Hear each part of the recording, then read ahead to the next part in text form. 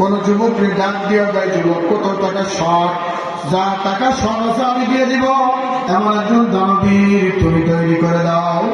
আল্লাহ পর্দার মা বোনদেরকে কবুল করে নাও। আল্লাহ তাদেরকে 4টি কাজ বেশি বেশি করার তৌফিক দান করো। 5 ওয়াক্ত নামাজ, রমজান মাসে রোজা, স্বামীর খেদমত করা, নিজের সতীত্ব হিফাজত করে রাখা। আল্লাহ 4টি কাজ বেশি বেশি মা বোনদের করার সুযোগ করে দাও। আমাদেরকে গুনাহ থেকে হিফাজত করো, সুন্নাতের উপর আমল করার তৌফিক দান করো।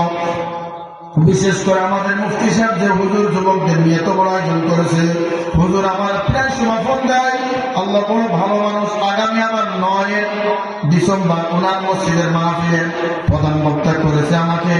আল্লাহ হুজুরকে তুমি দিনের জন্য কবুল করো।